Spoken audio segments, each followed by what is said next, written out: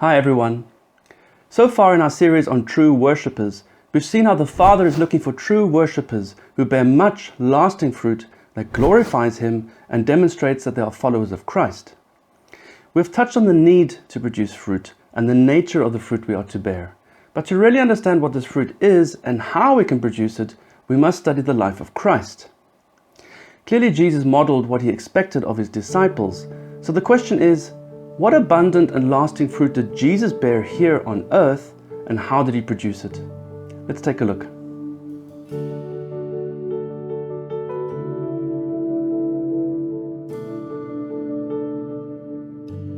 When I was a new believer, I had the opportunity to travel to a conference with my pastor. As we drove in the car together, he received a call from his wife, and they began to talk about the church and some of the members.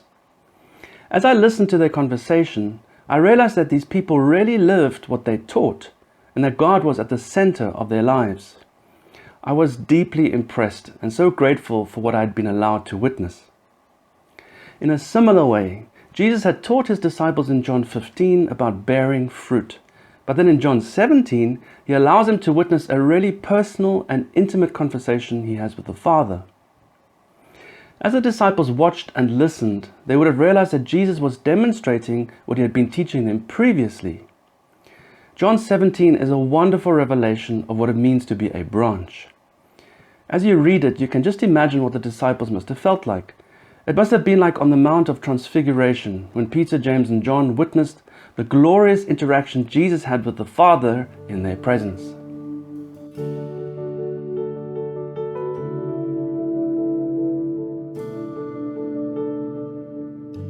John 17 can be divided into three sections. In the first part, Jesus reveals the glorious communion He has with the Father and gives us a glimpse of what it means to be in Christ and to remain in Him. In the second part of His prayer, Jesus intercedes for the disciples and reveals the glorious identity they have in Him and what it means to be a branch, cleansed and sanctified for God.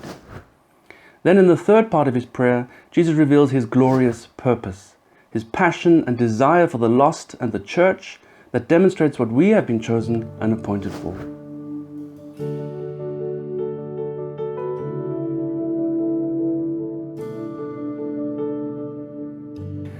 Jesus' prayer reveals that He lived in and from a different realm, a realm of glory that enabled Him to bear much lasting fruit on earth. That is how He could produce fruit that glorified the Father, and it is how we can bear much lasting fruit in our own lives. Just as Jesus enjoyed glorious communion with the Father, so can we.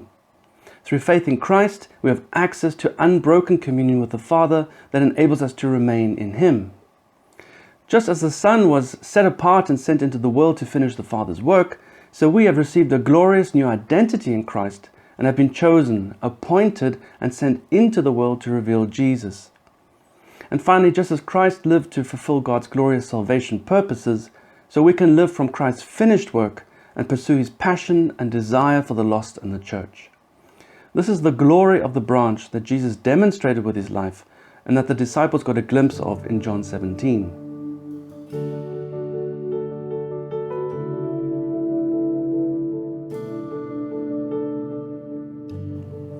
I encourage you to reflect on the glory of the branch, the glorious communion we have access to, the glorious identity we can live from, and God's glorious purposes we are chosen to live for.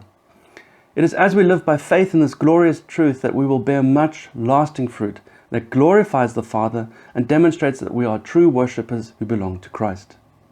God bless you.